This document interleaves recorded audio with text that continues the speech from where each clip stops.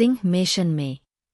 अभी की बातों से परेशान होकर अर्जुन ने कहा, क्या तुम्हें शर्म नहीं आती जो तुम खुद की शादी तय करने की बात कर रहे हो और तुमने अभी तक मॉम डैड से कुछ भी पूछना जरूरी नहीं समझा? बेशर्म कहीं के। बड़े भाई जो करे शर्मा उसके फूटे करम।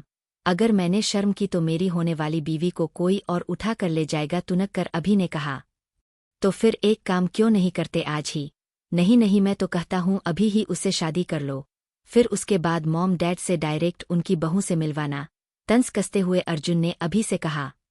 अर्जुन को लगा शायद उसकी बात सुनकर अभी उस पर चिल्लाएगा, लेकिन यहाँ तो उल्टा हुआ। अभी ने चमकती आंखों से अर्जुन को देखते हुए कहा, भाई आप कितने अच्छे हो, मेरे बारे में कितना सोचते हो, ऐसा ही करूंगा। बड़ा भाई कुछ कहें और छोटा भाई उसकी बात ना माने, ऐसा कभी हुआ है क्या? इसलिए मैं आपकी इच्छा का मान जरूर रखूंगा। अर्जुन बस अपनी आंखें फाड़े अभी को ही देख रहा था। उसे अब खुद पर ही गुस्सा आ रहा था कि उसने आखिरकार यह बात अभी से बोली ही क्यों। आप लोग ऐसे क्यों लड़ रहे हो? इतनी देर से बैठा आदि अचानक बोल पड़ा। अरे छोटू, ये तो हमारा प्यार है, हम लड़ कहाँ रहे हैं? अभी ने उसे देखते हुए कहा। यह क्या हो रहा है यहाँ पर, और तुम दोनों के साथ यह बच्चा कौन है? अचानक से एक आवाज उन तीनों के कानों में पड़ती है। जब वह अपने सर घुमा कर देखते हैं तो नीरज जी और नेताजी उन्हें घर के अंदर आते हुए दिखते हैं। नीरज जी आज सुबह ही अपने किसी दोस्त से मिलने गए थे और अभी वापस आए हैं। उनके साथ नेताजी भी थी। वह दोनों आश्चर्य होकर आदि को देख रहे थे। आदि भी कम नौटंकी बाज नहीं था। वह झट से सोफे से उठा और सीधा जाकर नीरज जी और नेताजी के पैर छूकर बोला, नमस्ते दादा और दादी जी। उसकी बात सुनकर अभी को छोड़कर सभी लोग हैरान थे। मानव के फार्म हाउस में इस वक्त मानव ने लिटिल अवनी को कस के गले लगाया हुआ था और उससे कुछ बोलने की कोशिश कर रहा था, लेकिन शब्द उसके जुबान से निकल ही नहीं रहे थे। यह बात लिटिल अवनी अच्छे से समझ रही थी, लेकिन उसने कुछ नहीं बोला क्योंकि मानव को नहीं पता था कि उसकी याददाश्त वापस आ गई है और उसके साथ ही उसके पिछले जन्म की यादें भी है। अगर अवनी ने उससे कुछ भी समझदारी वाली बात पूछ लिया तो मानव को उस पर शक भी हो सकता था, क्योंकि एक्सीडेंट के बाद अवनी नासमय हो गई थी और बहुत भोली थी, जो समझदारी वाली बात खुद से कभी नहीं कर सकती थी। बेबी, मुझे आपसे कुछ जरूरी बात करनी है। आखिरकार काफी देर मशक्कत करने के बाद मानव ने लिटिल अवनी से सवाल पूछ ही लिया, लेकिन लिटिल अवनी ने कुछ नहीं कहा। तो मानव ने उससे फिर से सवाल पूछा, बेबी आप अचानक से पहले वाली अवनी कैसे बन गई? कहीं आपकी याददाश्त वापस तो नहीं आ गई? मानव ने अवनी की आंखों में देखते हुए कहा। मानव का सवाल सुनकर लिटिल अवनी चौंक गई, फिर खुद को संभालते हुए मानव से बोली, हब्बी यह याददाश्त क्या होता है? लिटिल अवनी के पास याददाश्त नाम की कोई भी चीज नहीं है, सच्ची। लिटिल अवनी मन ही मन खुश थी कि उसका बेवकूफ़ी भरा सवाल सुनकर मानव को भरोसा हो जाएगा कि उसकी मेमोरी अभी वापस नहीं आई है। हुआ भी कुछ ऐसा ही। मानव का शक थोड़ा दूर हो गया, लेकिन फिर भी उसे शक था कि कुछ तो है जो अवनी उससे छुपा रही है, क्योंकि अचानक से लिटिल अवनी का बदल जाना, ऋषि को इग्नोर करना और उसे हब्बी कहकर उसके साथ प्यार से रहना, यह सब अचानक ही हुआ था। इसलिए मानव को थोड़ा अजीब लग रहा था। एक पल के लिए तो उससे लगा शायद अवनी की मेमोरी वापस आ गई, लेकिन अभी अवनी की बचकानी बात सुनकर उसे क्लियर हो गया कि अवनी की मेमोरी अभी वापस नहीं आई है। यह शक मानव को शुरू से ही था, लेकिन उसने अभी तक लिटिल अवनी से पूछा नहीं था। लेकिन मानव फिर भी खुश था कि लिटिल अवनी उसके साथ खुशी खुशी है। बेबी आप फिर से बदल तो नहीं जाओगे ना? मेरा मतलब आप मुझे छोड़कर ऋषि के पास तो नहीं जाओगी ना? थोड़ा हिम्मत करके मानव ने एक सवाल और पूछ लिया, क्योंकि उसे डर था कि अवनी से जब दोबारा ऋषि मिलेगा तो वह उसे मानव के खिलाफ फिर से कहीं भड़का ना दे और अवनी फिर से उससे दूर हो जाएगी। मानव एक पल में ही ऋषि को खत्म कर सकता था, लेकिन अवनी के कारण ही वह बचा हुआ था, क्योंकि अवनी की मेमोरी जाने के बाद कुछ दिनों बाद ही ऋषि के बहकावे में आकर मानव को धमकी दी थी कि अगर मानव ने ऋषि को कुछ भी किया तो वह अपनी जान ले लेगी। इस शब्द ने ही मानव के हाथ पूरी तरह से बांध रखे थे। हब्बी मुझे आपके साथ रहना है, मुझे और कहीं नहीं जाना, और ऋषि बहुत बुरा है। अवनी की बात सुनकर मानव एक पल के लिए हैरान रह गया, लेकिन अगले यह पल उसकी पूरी बात सुनकर मानव की हंसी छूट गई।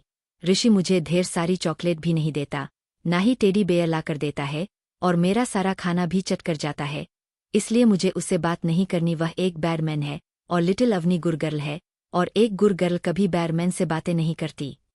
अवनी ने मानव को देखते हुए एक बचकाना सा जवाब दिया है, जिसे सुनकर मानव को लगेगी वह उसकी वही भोली और नासमझ बीवी है। ठीक है, लेकिन बेबी आप हमेशा याद रखना आज आपने ही मुझसे कहा है कि आपको मेरे साथ रहना है, इसीलिए आप मुझसे दूर जाने की बात कभी नहीं कर सकते, वरना मैं क्या कर जाऊंगा मुझे भी नहीं पता। मानव ने यह सब बहुत ही जुनून से कहा था। Baby I love you, please मुझे कभी भी छोड़कर मत जाना, आपके साथ अपनी आखिरी सांस तक रहना चाहता हूँ, आप से दूरी मैं बर्दाश्त नहीं कर पाऊंगा, थोड़ा सा भी बर्दाश्त नहीं कर पाऊंगा। मॉम डैड के बाद आप मेरे जीने की वजह हो जिसे मैं किसी भी कीमत पर खोना नहीं चाहता। अगर आप मेरे पास नहीं रहोगे तो मैं खुद के साथ क्या कर दूंगा पता नहीं, शायद मैं खुद को ही खत्म कर दूं। मानव यह सब अवनी के आंखों में देखते हुए एक पागल आशिक की तरह कह रहा था। अवनी भी हैरान थी क्योंकि उसके सामने जो मानव खड़ा था वह बिल्कुल किसी पागल प्रेमी और साइको से कम नहीं लग रहा था। उसकी बात सुनकर लिटिल अवनी इमोशनल हो जाती है, लेकिन वह खुद के आंसू को छुपा लेती है और कहती है, हब्बी आप। अभी लिटिल अवनी ने इतना ही कहा था कि मानव उसकी बात को बीच में ही काटता हुआ बोला, सॉरी बेबी, मैं भी ना भूल गया था कि मेरी सारी बात तो मेरी प्यारी भोली बीवी के सर के ऊपर से जा रही होगी और उसे समझदारी वाली बातें बिल्कुल भी समझ नहीं आती। मानव की बात सुनकर अवनी का तो मुंह ही बन गया था। क्या हब्बी मुझे बेवकूफ समझते हैं? लिटिल अवनी ने अपने मन में सोचा। हब्बी आप तो ज्यादा किसी से बोलते भी नहीं हो और ना ही आपको ज्यादा बातें करना पसंद है, तो फिर आप जब भी मेरे साथ होते हो तो आप इतना क्यों बोलते हो? अवनी ने मानव को घूरते हुए कहा था कि मानव का ध्यान भटक जाए और वह उसकी इनडायरेक्ट बेइज्जती न करें। वहीं दूसरी तरफ कुणाल इस वक्त हॉस्पिटल में था क्योंकि कुणाल ने उस गद्दार को पकड़ लिया था जिसने उसके ऑफिस के सीक्रेट चुराने की कोशिश की थी और उसे पुलिस के हवाले भी कर दिया था। लेकिन उस लड़ाई झगड़े में कुणाल को चोट लग गई थी, इसीलिए उसका असिस्टेंट उसे हॉस्पिटल लेकर आया था। कुणाल के सर पर और पेट के किनारे की तरफ चोट लगी थी जिसकी पट्टी डॉक्टर कर रहा था। मिस्टर कुणाल, आपके सर पर और पेट के किनारे चोट कैसे लग गई? डॉक्टर ने कुणाल से पूछा।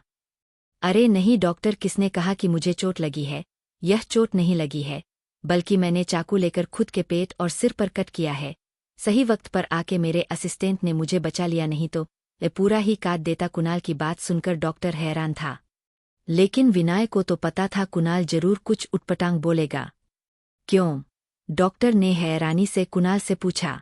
एक्चुअली वह आजकल मुझे गुस्सा बहुत आने लगा है और मेरा दिमाग कभी भी मौसम की तरह बदलने लगता है, इसीलिए मैं अपना दिमाग निकालकर चेक करना चाहता था कि कहीं वह है एंग तो नहीं करने लगा है। और मेरे पेट पर इसलिए कट किया क्योंकि अपनी किडनी को भी चेक करना चाह रहा था कि वह मेरे शरीर के अंदर अच्छे से काम कर रही है या नहीं। अगर मेरे ऑर्गन अच्छे से काम नहीं करेंगे तो भला उन सभी का भार अपने शरीर क्यों रखो, इसलिए बस चेक कर रहा था। अगर आप कहे तो आपका भी चेकअप कर सकता हूं। कुणाल ने डॉक्टर के सवाल पर अपने गुस्से को दबाते हुए और अपने दांतों को पीसते हुए कहा। कुणाल की बात सुनकर विनय और पास खड़े बॉडीगार्ड की तो हंसी छूट गई। वह सब लूट लूट कर हंसना चाहते थे लेकिन ऐसा कर नहीं सकते थे। उन्हें पता था कुणाल जल्दी कभी ठीक से जवाब दे ही नहीं सकता था। वही कुणाल की बात सुनकर डॉक्टर हैरान हो गया और कुणाल को घूरने लगा। जब कुणाल को एहसास हुआ कि डॉक्टर उसे घूर रहा है तो उसे और गुस्सा आने लगा। फिर डॉक्टर पर भी बिफरते हुए कहता है, मुझे पता है मैं बहुत खूबसूरत और हैंडसम हूँ, इसलिए मुझे नज़र मत लगाओ। कितनी मेहनत लगती है खुद को मेंटेन करने में, तुम्हें क्या पता कहीं तुम्हें भी तो मेरे हैंडसम चेहरे से प्यार तो नहीं हो गया। कुणाल की पागलों वाली बात सुनकर विनय और सभी बॉडीगार्ड को कोई हैरानी नहीं हुई क्योंकि उन्हें पता था उनका बॉस ऐसा बोल सकता है, क्योंकि यही सेम बात वह उन सब से भी दिन में कई बार बोलता था। लेकिन कुणाल की बात सुनकर डॉक्टर तो हैरान था, साथ में झेप भी गया।